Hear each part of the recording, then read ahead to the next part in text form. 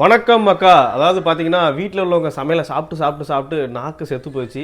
இன்னைக்கு நாக்குக்கு ருசியாக நான் தான் சமைக்க போகிறேன். அதுவும் பார்த்தீங்கன்னா பெப்பர் சிக்கன் சமைக்க போகிறேன். அதுக்காக என்ன பண்ணேன்னா, நான் வழக்கமாக சிக்கன் வாங்குற கடையில் போய் ஒரு சிக்கன் வாங்கினேன்.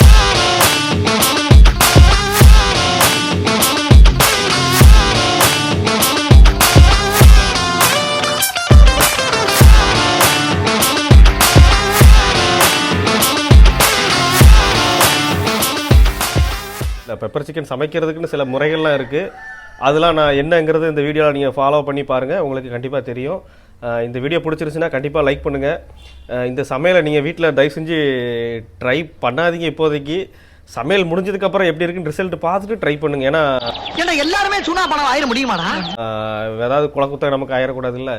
பாருங்கள், பெப்பர் சிக்கனுக்கு தேவையானதே ஃபஸ்ட்டு மிளகு தான். அது ஒரு ஸ்பூன் டேபிள் ஸ்பூன் அளவுக்கு மிளகு நம்ம எடுத்துக்கணும். மிளகு எடுத்து என்ன பண்ணணும்னா ஃபஸ்ட்டு வறுக்கணும். வறுத்துட்டு அதை அரைக்கணும்.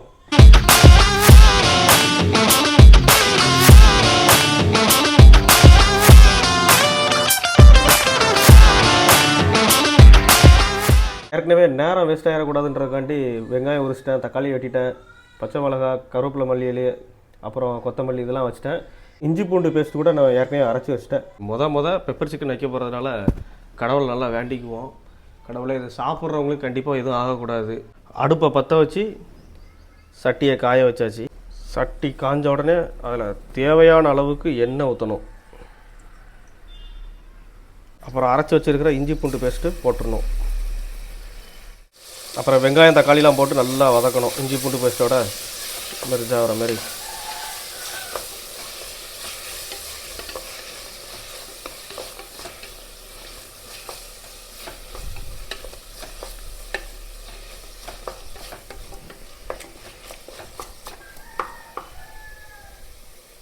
கொஞ்சோல மஞ்சள் பொடி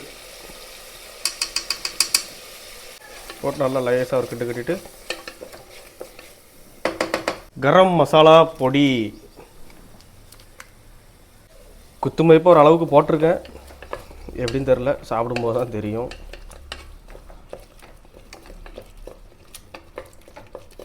அப்புறம் அந்த 65 பொடி ரொம்ப நாளாக வீட்டில் சும்மாவே கிடந்துச்சு. சரி, அதை எதுக்கு போட்டு தூர போட்டு லைட்டாக போட்டு விடுவோம் காலுக்கு. ஐயோ ரைட்டு போட்டுட்டு நல்லா ஒரு கட்டுன்னு கிண்டிட்டு, பரவாயில்ல வாசம் நல்லா தான் அடிக்கி, மசாலா வாடை அடிக்கி. கடைசியில் ஃபஸ்ட்டு எப்படி வருதுன்னு முக்கியம் இல்லை, கடைசியில் எப்படி வருதுங்கிறது தான் முக்கியம். அதுக்கேற்ற மாதிரி ஐடியா பண்ணுவோம். அப்புறம் இந்த சிக்கன் மசாலா முடிய போகுது. போட்டுட்டுனா தூர போட்டுடலாம் கவரை. அவ்வளோ முடிஞ்சிச்சு. இப்படி வீட்டில் இருக்கிறது எல்லாத்தையும் போட்டுட்டு லேசாக அப்படி கிண்டி விட்டோன்னா ஓரளவு ரெடி ஆகிடுவான் நம்ம ஆள். கறியும் சேர்த்து அப்புறம் போட்டாச்சு. ஐயோ தயிர் ஊற்றணும்னு நினச்சிட்டு அப்போ தயிர் ஊற்றிட்டு அப்புறம் கறி போடலான்னு நினச்சேன். சரி, அப்புறம் தயிர் ஊற்றுவோம். உங்கள் சொந்தக்காரங்க அடுப்பில் கொதிக்காங்கங்கிற வேதனையில் நம்ம ஆள் அங்கே நின்று கத்திட்டு இருக்காப்புல. சண்டேக்கு நீங்கள், அடுத்த சண்டேக்கு நம்ம ஆள் தான். வணக்கம் ப்ரோ, ரெடியாக இருந்துக்கோங்க, நல்லா சாப்பிடுங்க, உடம்ப தேர்த்திக்கோங்க. பொழுது விடிய விட மாட்டேங்கிறாங்களே ஐயா. ஒண்ணு தெரிஞ்சு போச்சுனா, இந்த பிரபஞ்சத்துல உங்க மத்தியில இந்த உசுரை காப்பாத்துறது ரொம்ப சிரமம். ஓரளவு நல்லா கிண்டிட்டு இருக்கேன். கலர் நல்லா தெரியுதா? தூரத்துல இருந்து பார்த்தாலும் அதே கலர் தான் தெரியுது, பக்கத்துல இருந்து பார்த்தாலும் அதான் தெரியுது. பரவாயில்ல, கடைசி எப்படி இருக்குங்கிறது தான் முக்கியம். பார்ப்போம்.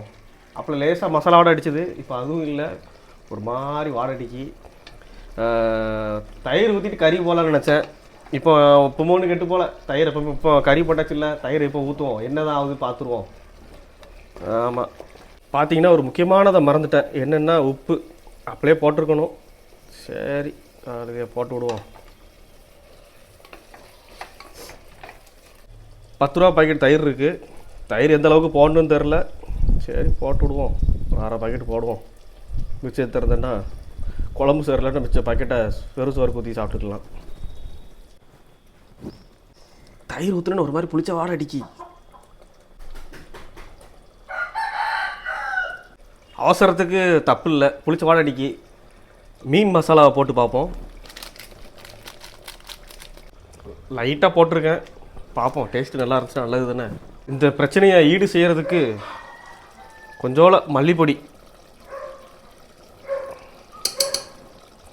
இன்னும் கொஞ்சம் போடுவோம்.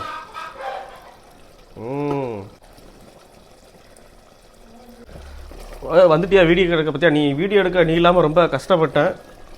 ஆனால் நல்லது தான் நீ வராது. ஏன்னா எங்களோட பெப்பர் சிக்கனோட டேஸ்ட் வந்து இந்த சீக்ரெட் ரெசிபிலாம் நீ கண்டுபிடிச்சி இதை நான் தான் உனக்கு சொல்லி கொடுத்தேன் அப்படின்னா நீ பில்டப் கொடுத்துடக்கூடாது பற்றியா? ஆனால் நான் அப்படியே ரகசியமாக அப்படி நிறைய விஷயங்கள் யோசித்து நிறைய பண்ணியிருக்கேன். சாப்பிட்டு பாரு, ரொம்ப ஸ்பெஷலாக உனக்காக மட்டும்தான் பண்ணியிருக்கேன். நீ சாப்பிட்டு பார்த்து எப்படி இருக்குன்னு சொல்லு. இப்போ பரவாயில்ல, புளிச்ச வாடை இல்லை. இல்லை அது அந்த ஒரு மாதிரி இந்த கறி பச்சை வாடை இருந்துச்சுல, அது இப்போ நல்லா வதங்கினதுக்கப்புறம் இல்லை. கறி வேகட்டும்னு சொல்லி மூடி வச்சாச்சு. அடுப்பை சிம்மில் தான் வைக்கணுமா, அதனால் அவங்க வந்து அடுப்பை சிம்மில் வச்சு கொடுத்துட்டாங்க. இதை சிம்மில் வைக்கிறத வச்சுட்டு நான் தான் ஃபுல்லாக பண்ணேன் அப்படிங்கிற மாதிரி பேசக்கூடாது பார்த்தீங்களா? அதை விரட்டி விட்டாச்சு. வீடியோ நானே எடுத்துக்கிறேன்னு. ஈஸியாக ஒரு வழியாக வந்துட்டு நினைக்கேன். ஒரு மாதிரி கலரில் இருக்குது. பெப்பர் பொடி கொஞ்சோல, அந்த பெப்பர் அரைச்சி வச்ச பெப்பரை கொஞ்சோல போட்டிருக்கேன். நான் போடுற அவசரத்தில் வீடியோ எடுக்கல, நான் மறந்துட்டேன். அப்புறம் தான் சரி vlog எடுத்துகிட்ருக்கோம், வீடியோ எடுப்போம் அப்படின்னு எடுத்துருக்கேன். பாருங்கள் எப்படி இருக்குன்னு. கடைசியாக ஒரு வழியாக கலராக வந்துட்டு நினைக்கேன்.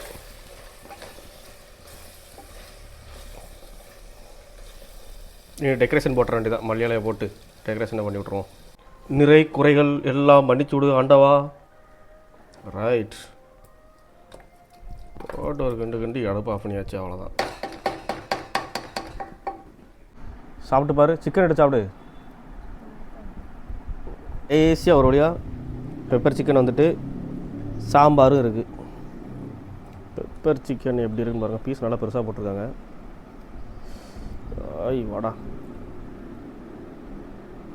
பெப்பர் சிக்கனை பிச்சு நான் பண்ண அந்த பெப்பர் சிக்கன், வாழ்க்கையில் மொதல் பண்ண அந்த பெப்பர் சிக்கன்.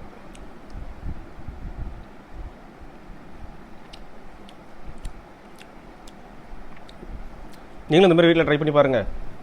நான் அந்த ஊற்றிட்டு பிச்சை வச்ச தயிர் பாக்கெட்டை எங்கே இருக்குன்னு தெரில, அதை தேடி எடுத்து அதை சாப்பிட போகிறேன்.